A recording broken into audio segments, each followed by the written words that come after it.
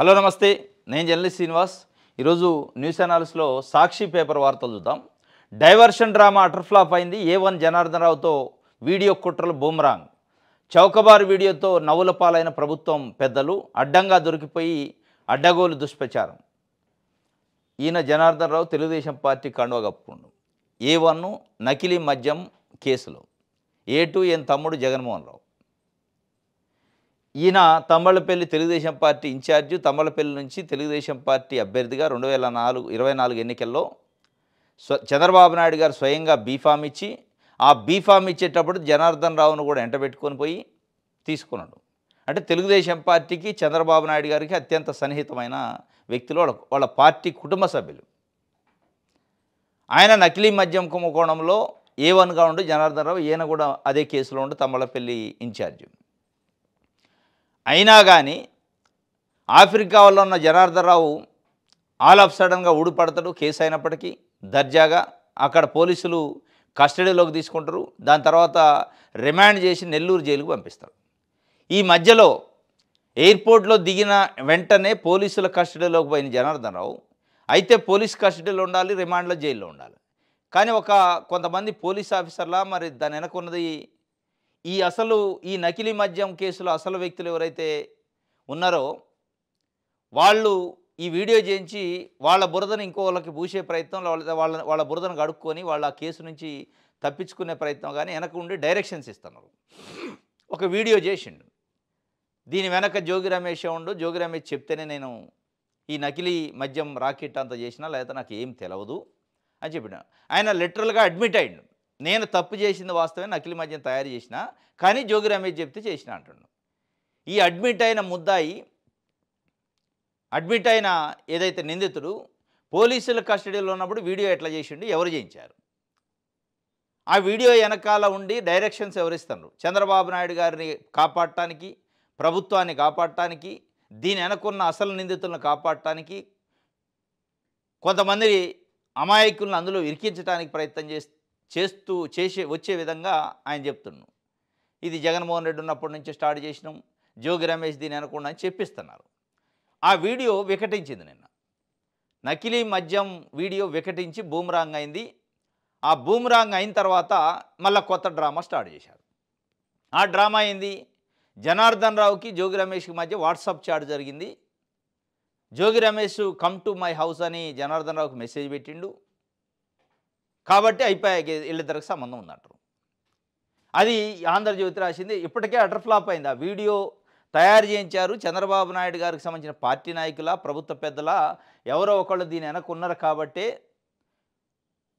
వాళ్ళు తప్పించుకోవడం కోసం ఒక వీడియో చేసి వదిలితే ముందు మన మీద మచ్చ వెళ్ళిపోద్ది, మనం లేవనిపించుకుందామని ఒక ప్రయత్నంలో భాగంగా ఇక్కడ జోగి జనార్దన్ మధ్య లిక్కర్ లింకే, మద్యమే కలిపింది ఇద్దరిని అని చెప్పి వాట్సాప్ చాటు.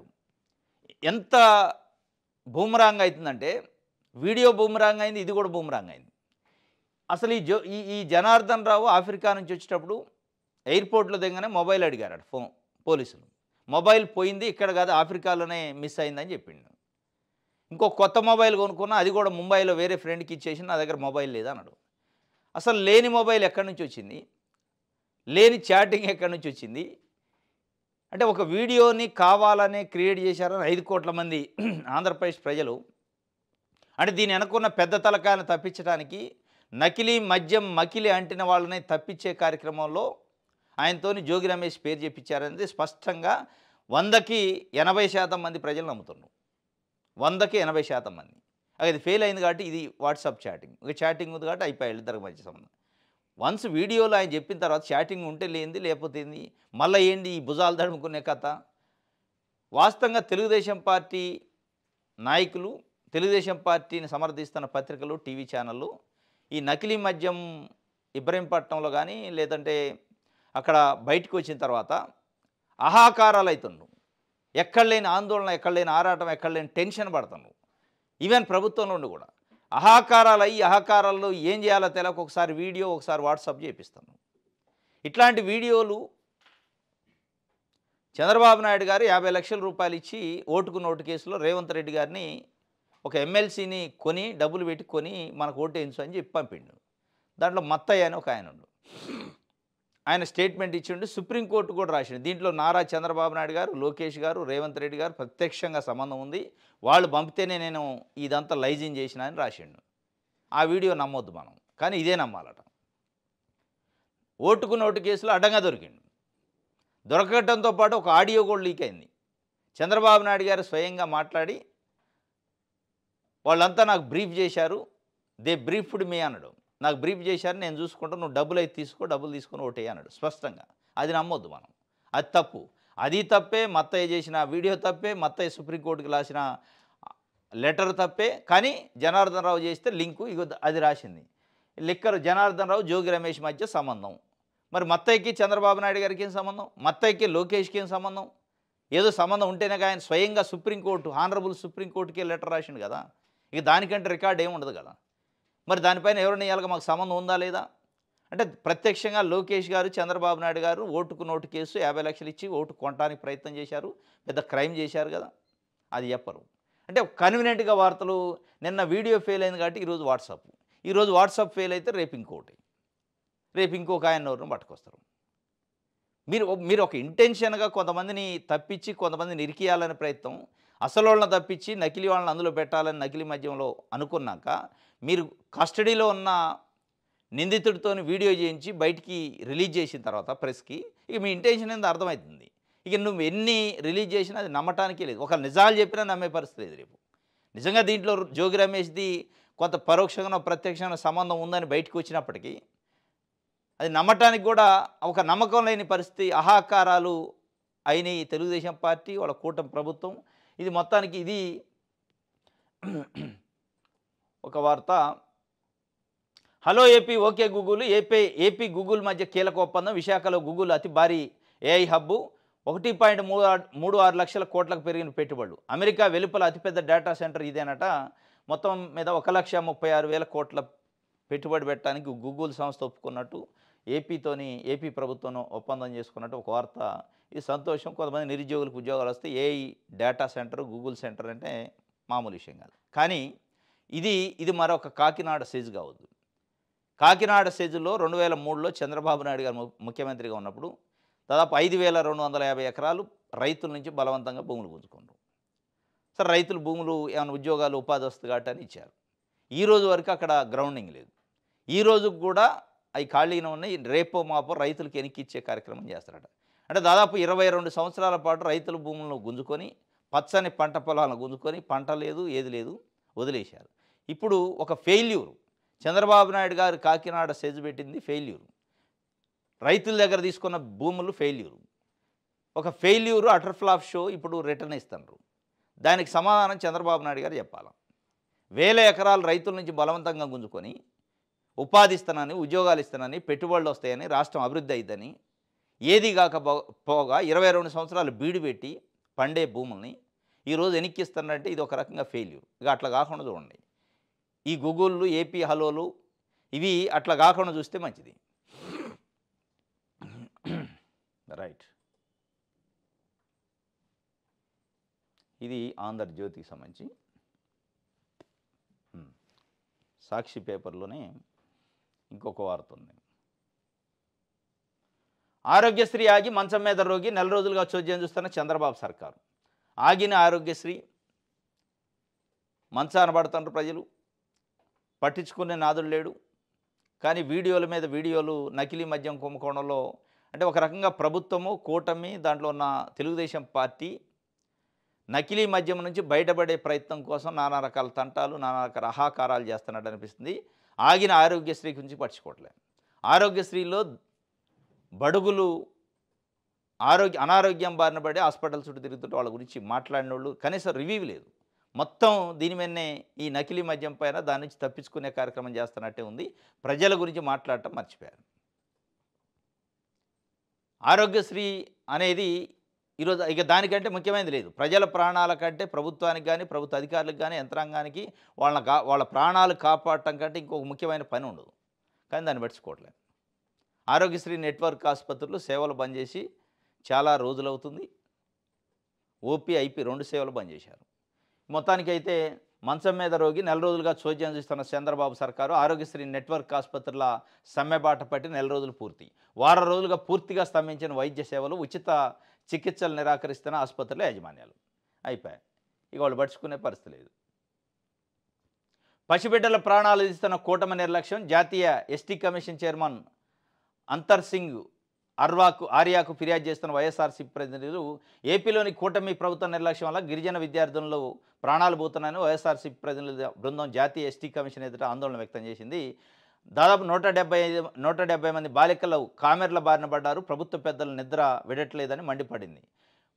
బాధిత కుటుంబాలకి 25 లక్షల చొప్పున నష్టపరిహారం ఇప్పించడంతో పాటు ప్రభుత్వంపై చర్యలు తీసుకోవాలని నిన్న వైఎస్ఆర్సీపీ ప్రతినిధి బృందం పోయింది. జాతీయ ఎస్టీ కమిషన్కి ఒక లెటర్ ఇచ్చారు. ఎందుకంటే విశాఖపట్నం దగ్గర కలుషిత నీరు తాగి దాదాపు 100 మంది విద్యార్థులు ట్రైబల్ వెల్ఫేర్ హాస్టల్ నుంచి అడ్మిట్ అయ్యారు. దాని తర్వాత నిన్న మొన్న పెద్ద ఎత్తున జరుగుతుంది. కలుషిత ఆహారం, కలుషిత నీరు. కనీసం తాగటానికి హాస్టల్లో ఉండే విద్యార్థులకు నీళ్ళు ఇవ్వలేని పరిస్థితుల్లో ప్రభుత్వం ఉంది. కానీ పెద్ద పెద్ద మాటలు చెప్తున్నాం. హలో ఏపీ ఏదో గూగుల్ అట వచ్చింది. సంతోషమే. ఇక్కడ ఉన్న ప్రజల్ని మొన్న మనం చూస్తే కర్నూలు నుంచి రైతులు వికారాబాద్ జిల్లాకు వలసపోతున్నారు. ఇక్కడ మీరు ఒకవైపు 1,30,00,000 కోట్ల రూపాయలు నేను పెట్టుబడులు తెస్తాను, అయిపోయింది, ప్రజల కడుపు నిండినట్టు చెప్తున్నాను. ప్రజల కడుపు నింపుకోవడానికి, పొట్టబోసుకోవడానికి వేరే రాష్ట్రాలకు వలసపోతున్నాం. మరి దీనికి నిన్న ఇచ్చారు. ఏం చర్య తీసుకుంటుందో చూడాలి. రైట్.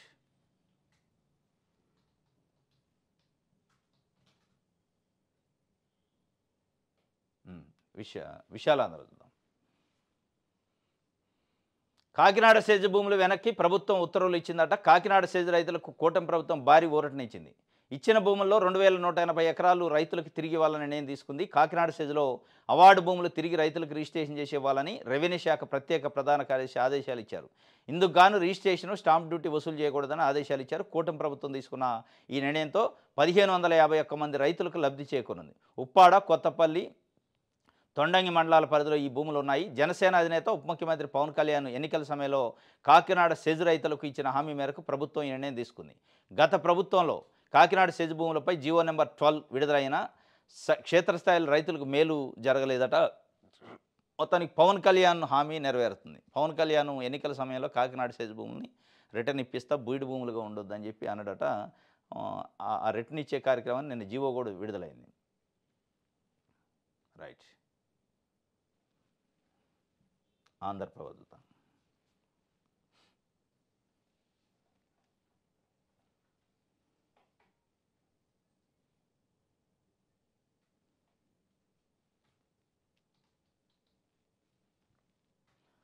జోగి అద్దెపల్లి వాట్సాప్ చాటింగ్ లీక్ అట. ఇద్దరి మధ్య సంబంధాలకు ఆధారాలు లభ్యం. సిటీ ఛానల్లో వెలుగులోకి వాస్తవాలు అని చెప్పి ఒక వార్తని, అసలు జోగి అదే అద్దెపల్లి జనార్దన్ నా దగ్గర మొబైల్ లేదు, మొబైల్ పోయిందన్నాడు. ఆ వాట్సాప్ చాట్లు లీకు, వీడియోలు లీక్ కాదు, ఇంటెన్షనల్గానే బయటికి పంపిస్తారు. కొంతమందిని కాపాడే ప్రయత్నం, కొంతమంది నిరికిచ్చే ప్రయత్నం అనేది స్పష్టంగా అర్థమైపోతుంది. రైట్. ఈనాడు పేపర్ చూద్దాం.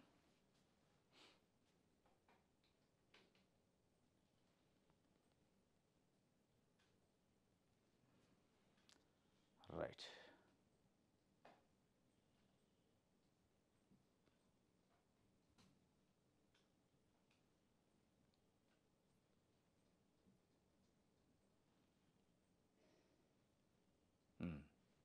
కల్తీ మద్యం అమ్ముతున్నారంటూ వైకాపా నేతల దుష్ప్రచారం. రెవెన్యూ ఉద్యోగి సహా 2 అరెస్టు. వీడియోలు తీసి ఎడిట్ చేసి పంపారట. కల్తీ మద్యానికి సంబంధించి అమ్ముతున్నట్టు వైసీపీ నాయకులట. కొంతమంది ఏదో ఆ మందు తాగేటోళ్ళు వీడియో తీసి పంపారు. దాన్ని వీళ్ళు damn it Janardhan Rao plan తిరగబడిందట. Phone మార్చి ఏమార్చేందుకు ఎత్తుగడ. సహనిందితుల ఫోన్లలో కీలక ఆధారాలు అని చెప్పి లావాదేవీల తన ఫోన్లోని ఆధారాలు ఎక్సైజ్ పోలీసులు చెక్కకుండా నకిలీ మద్య నిందితుడు జనార్దన్ రావు వేసిన ఎత్తుగడ పారలేదు. మొబైల్ పోయిందని చెప్పి కట్టుకథ అల్లారు. కానీ సహనిందితుల ఫోన్లలో పలు ఆధారాలు దొరికాయి. ఫోన్ను దర్యాప్తు అధికారులు స్వాధీనం చేసుకుంటే డిలీట్ చేసిన సమాచారం రాబట్టే అవకాశాలను ధ్వంసం చేసి ఉంటారని అనుమానాలు వ్యక్తమవుతున్నాయి. గన్నవరం విమానాశ్రయంలో జనార్దన్ రావును పోలీసులు అరెస్ట్ చేసినప్పుడు ఫోన్ అడిగితే దక్షిణాఫ్రికాలో చోరీకి గురైందని సమాధానం ఇచ్చారు. తర్వాత కొత్త మొబైల్ తీసుకున్నారు. దాన్ని కూడా హైదరాబాద్లో ఉన్న మిత్రుడు తిరుమల శెట్టి శ్రీనివాసరావుకు ముంబైలో ఇచ్చేశానని చెప్పిండు. అయితే క్లియర్‌గా గన్నవరం విమానాశ్రయంలో జనార్దన్ పట్టుకొని ఫోన్ ఏదంటే ఆఫ్రికాలో పోయిందన్నాడు. కొత్త ఫోన్ తీసుకున్నా, కానీ అది కూడా ముంబైలో వేరే ఫ్రెండ్‌కి ఇచ్చా అన్నాడు. ఇప్పుడు ఆంధ్రజ్యోతిలో వేసింది చాటు. అంటే జోగి రమేష్‌కి అద్దెపల్లి జనార్దన్ రావుకి మధ్య వాట్సాప్ చాటింగ్ జరిగింది. అది ఎక్కడి నుంచి వచ్చింది? జోగి రమేష్ ఫోన్ తీసుకోలేదు, జోగి రమేష్ని అరెస్ట్ చేయలే, అద్దెపల్లి జనార్దన్ రావు ఫోనే లేదు. ఈ చాటింగ్ ఎక్కడి నుంచి వచ్చిందంటే ఈనాడు ఇంకొక కథ రాసింది. వాళ్ళ ఫ్రెండ్స్ దగ్గర నుంచి. ఫ్రెండ్స్ దగ్గర వీళ్ళ చాటింగ్ ఎందుకు ఉంటుంది? ఉంటే గింటే జోగి రమేష్కి జనార్దన్ రావుకి మధ్య జరిగిన చాటింగ్ వీళ్ళిద్దరు మొబైల్లో ఉండాలి.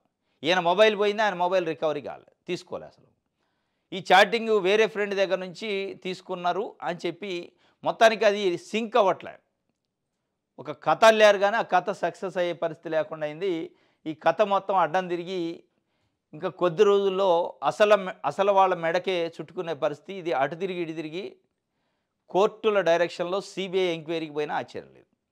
ఇది కల్తీ నెయ్యి, కల్తీ లడ్డు విషయంలో ఎట్లయితే అయిందో అట్లా అయినా ఆశ్చర్యం లేదు. అట్లా అయినప్పుడు ఇక దాని గురించి మాట్లాడరు. గొంతులో ఎలక్కాయబడ్డట్టు అయింది. ఇప్పటికే అహాకారాలు చేస్తుంది తెలుగుదేశం పార్టీ, కూటమి ప్రభుత్వం. దీనిపైన గమ్మత్తు ఏంటంటే ఎక్కడ బీజేపీ పార్టీ, జనసేన మాట్లాడలే. ఇంత పెద్ద ఎత్తున నకిలీ మద్యం నిజంగానే అయ్యి ఉంటే ఎక్కడ స్పందించాలిగా? 30,000 మంది మహిళలు చనిపోయారని అప్పుడు బీజేపీ, జనసేన, తెలుగుదేశం పార్టీ మహిళల భర్తలు చనిపోయారని చెప్పి నకిలీ మద్యం వల్ల చెప్పారు. మరి ఆ 30,000 మంది చనిపోయిన వాళ్ళు ఎక్కడ? ఏ ఊర్లో ఎవరు చనిపోయారు? వాళ్ళకి ఏమి న్యాయం చేశారు? ఆ చనిపోవటానికి కారణమైన నకిలీ మద్యం ఎక్కడ అనేది చెప్పకుండా కొత్త నకిలీ మద్యం డబ్బు తయారు చేశారు. కొత్తగా ప్రోడక్ట్ వీళ్ళు కూడా తయారు చేశారు. మరి అప్పుడు 30,000 మంది చనిపోయారు నకిలీ మద్యంలో అని కామెంట్లు చేసిన జనసేన కానీ, బీజేపీ కానీ ఇప్పుడు ఇంత పెద్ద స్థాయిలో పేర్లు బయటపడుతుంటే అసలు తప్ప ఒప్ప తెలుగుదేశం పార్టీ చెప్పే తప్ప, లేదా నిందితులు చెప్పే తప్ప, వీడియోలేంది, దాని వెనక ఉన్న వాట్సాప్ కథలేంది, ఈ స్క్రీన్ పే దర్శకత్వం ఎవరు చేస్తున్నారు, ఎందుకు ఈ అహాకారాలు, ఎందుకు ఈ ఆందోళన, ఎందుకు ఈ టెన్షను, ఎందుకు ఈ భుజాలు దడుపుకునే కథ ప్రభుత్వానికి? ఇన్వెస్టిగేషన్ అంటే ఇన్వెస్టిగేషన్ చేస్తుంది జనరల్గా. వీడియో తీస్తారు, ఆడియో తీస్తారు, రకరకాల ఇన్వెస్టిగేషన్ చేస్తారు, దాన్ని తీసిపోయి కోర్టులో సబ్మిట్ చేయాలి. మీడియాకి ఇచ్చే కథ ఏంటి? మీడియాకి వాట్సాప్ చాట్లో ఇంకోటో వీడియోలో ఉన్నాయని లీక్ చేసే పరిస్థితి ఏంది? దీని వెనకున్న ఇంటెన్షన్ ఏందనేది అటు బీజేపీ కానీ, జనసేన కిమ్ అని ఉంటున్నాయి. ఇది ఈనాడుకు సంబంధించి రైట్. దిశ పేపర్ చూద్దాం.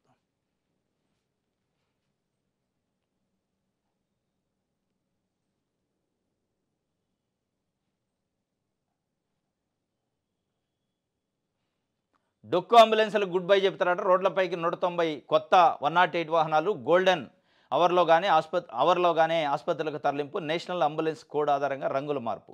వైద్య ఆరోగ్య శాఖ మంత్రి సత్యకుమార్ యాదవ్ చెప్తుండు. డొక్కు అంబులెన్స్లు తీసేసి గుడ్ బై చెప్తుండట సత్యకుమార్ చెప్తుండు. ఇక్కడ మీరు డొక్కు అంబులెన్స్లు తీస్తే సంతోషమే, కానీ అక్కడ ఆరోగ్యశ్రీ బంద్ అయ్యి 1 మంత్ అయింది. ఆరోగ్యశ్రీ లేక కనీసం అంబులెన్స్ కథ తర్వాత ప్రాణాల మీదకి వస్తే కూడా చూసేట్టు నాదులు లేడు. గుండె ఆపరేషన్లు, కిడ్నీ ఆపరేషన్లు, ఇంకా రకరకాల బ్రెయిన్ ఆపరేషన్లు, రకరకాల ఆపరేషన్లు, యాక్సిడెంట్ కేసులు రకరకాలుగా ఉన్నాయి. పేద ప్రజలు హాస్పిటల్కి పోనేళ్ళు ఆ ఖర్చులు పెట్టుకునేళ్ళు ఇబ్బంది పడతారు. దానిపైన కనీసం రివ్యూ లేదు. మీరు ఎందుకు నెట్వర్క్ ఆసుపత్రులు ఆరోగ్యశ్రీ బంద్ చేసినాయి? మనం ఎంత బకాయి ఉన్నో ఆ బకాయిలు ఏమన్నా కొంతన్నా పేమెంట్ చేసి ఆరోగ్యశ్రీని రన్ చేసే కార్యక్రమం చేద్దామని చేయాలి. డొక్కు అంబులెన్స్లు అయితే తీసేసి కొత్త అంబులెన్స్ని తెస్తారంటున్నారు. మరి ఆ బకాయిలు కూడా కొంత తీసేస్తే వాళ్ళు ఆటోమేటిక్గా లాంచ్ చేస్తారు, మళ్ళీ రీఓపెన్ చేస్తారు, రీస్టోర్ చేస్తారు సేవల్ని. మావోయిస్ట్ అగ్రనేత వేణుగోపాల్ లొంగుబాటు. నేడు రేపు మహారాష్ట్ర సీఎం సమక్షంలో లొంగుబాటు అట. ముంబైలో లేదా గడ్చిరోలిలో లొంగుబాటు సభ. అభయ్తో పాటు 60 మంది మావోయిస్టులు సైతం. సీసీ సభ్యుడు రూపేష్, 3 DKS జెడ్సీ సభ్యులు, మరో 10 మంది డివిజన్ కమిటీ సభ్యులు. మావోయిస్ట్ అగ్రనేత సిద్ధాంతకర్త కూడా వేణుగోపాల్ని లొంగిపోయింది. 54 మంది ఆయన అనుచరులతో లొంగిపోయింది. ఇది ఒక రకంగా మావోయిస్టులకి తీవ్రమైన దెబ్బ. ఆపరేషన్ కగారు తోని చాలామంది మావోయిస్టుల అగ్రనేతలలో వాళ్ళ మైండ్ సెట్లో మార్పు వచ్చింది. ఇక మనం దీన్ని నడపలేము, ఎట్టి పరిస్థితుల్లో లొంగిపోవటం తప్ప, లేదంటే ప్రాణాలు తీసుకోవాలి.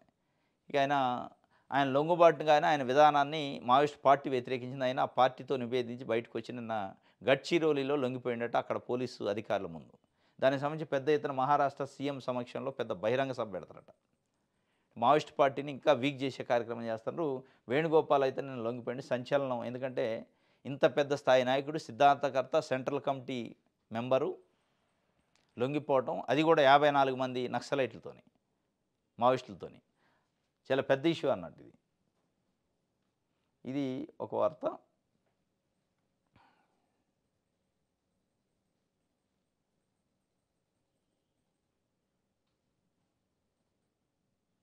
రైట్.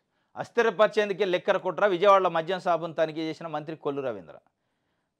అస్థిరపరిచేందుకు లెక్కర కుట్ర, అసలు కుట్ర చేసినోడు వీడియోలు తీసి బయట పెడతంటే నేను చేసిన జోగి రమేష్ చెప్తే చేసినా అని చెప్తుండు. అసలు ఆ జోగి రమేష్ ఎక్కడి నుంచి వచ్చిండు, ఆయన పేరు ఎక్కడి నుంచి వచ్చింది, రిమాండ్లో లేని నిజంగా ఆయన చెప్తే ఇప్పుడు చెప్పాలా. ఇంకోటి గమ్మత్తు ఏంటంటే అద్దెపల్లి జనార్దన్ రావు అక్టోబర్ 8 రోజు ఒక వీడియో రిలీజ్ చేసిండు ఆఫ్రికా నుంచి ఆయన స్వయంగా. ఇట్లా అక్రమ నకిలీ మద్యం కేసు అయిందని తెలిసింది నా పైన, A1గా నేనున్నా, నా తమ్ముడు కూడా అరెస్ట్ చేశారట. కానీ దీంట్లో ఎవరెవరికో పార్టీ నాయకులకి సంబంధం ఉందని బయట ప్రచారం చేస్తుంది, తప్పు. ఎవరికి దీంట్లో సంబంధం లేదు, ఏ వ్యక్తులు లేరు, ఏ రాజకీయ పార్టీ లేదని స్పష్టంగా చెప్పిండు. అక్కడి నుంచి డైరెక్ట్గా ఎప్పుడైతే గన్నవరంలో దిగిందో పోలీసులు అండర్లోకి పోగానే మళ్ళీ ఎక్కడి నుంచి వచ్చిండ్రు జోగి రమేష్. అంటే ఆఫ్రికాలో చేసిన వీడియో 8 అక్టోబర్ రోజు చేసిన వీడియో కరెక్టా, ఈరోజు చేసిన వీడియో కరెక్టా? అంటే ఆఫ్రికాలో ఎవరికీ సంబంధం లేదు, దీని వెనక రాజకీయ నాయకులు లేరు అని చెప్పి. ఎందుకు అంటే అది ఈ నకిలీ మద్యం కుంభకోణం రాగానే మిథున్ రెడ్డి పేరు, పెద్దిరెడ్డి రామచంద్రారెడ్డి పేరు వాళ్ళతో లింకులు ఉన్నట్టు, తమ్మళ్ళపల్లి ఇన్ఛార్జికి వాళ్ళకి సంబంధాలు ఉన్నట్టు ఈనాడు, ఆంధ్రజ్యోతి ప్రచారం చేసినాయి. దాంతోనే ఆయన వీడియో చేసిండు. ఆ వీడియో చేసిన రోజు లేదు మిథున్ రెడ్డి రామచంద్రారెడ్డి కాదు జోగి రమేష్ ఉన్నాడు దీంట్లో అని చెప్పాలి కదా, చెప్పాల. ఆయన ఏ పార్టీకి లేదు, ఏ నాయకులకి సంబంధం లేదు అన్నాడు. అన్నాక మళ్ళీ వెంటనే గన్నవరంలో ఎయిర్పోర్ట్లో పోలీసులు కస్టడీలోకి తీసుకున్నాక ఈ మైండ్ సెట్ ఎందుకు మారింది, దీని వెనక ఎవరు ఉన్నారు, ఈ వీడియో చేయించడానికి కారణం ఏంటి, ఈ వీడియో చేయించిన వ్యక్తులు ఉద్దేశం ఏంటి అంటే వాళ్ళకి అంటిన మరక, వాళ్ళ అసలు నిందితులు ఎవరైతే ఉన్నారో తప్పించుకోవడం కోసం కొంతమందిని ఇరికించి, ప్రధానంగా వైఎస్ఆర్సీపీ పార్టీని అందులో ఇరికిస్తే వైఎస్ఆర్సీపీ పార్టీ దీనిపైన నోరు మెదపదు, ప్రజలకు తెలవద్దు. ప్రజలకు అసలు నిజాలు తెలవకుండా అంటే వైఎస్ఆర్సీపీ ప్రతిపక్ష పార్టీ వాళ్ళు రోడ్లు ఎక్కుతారు, ప్రజల పక్షాన్ని నిరసన వ్యక్తం చేస్తారు, ప్రజల ముందు మన పరువు బజారు పాలైద్దని చెప్పి ఆ పరువు పోకుండా ఉండటం కోసం తెలుగుదేశం పార్టీ ప్రయత్నం. దానికోసం ఒక వీడియో రిలీజ్ చేశారు. ఈయన అస్థిరపరిచేందుకు కుట్ర, తప్పించుకునేందుకు కుట్రలు చేస్తారని రాస్తే బాగుంటుంది. రైట్. ఇది దిశకు సంబంధించి. రైట్. ఇది ఈరోజు న్యూస్ అనాలిసిస్. రేపు తాజా వార్తలతో తిరిగి కలుసుకుందాం. Thank you.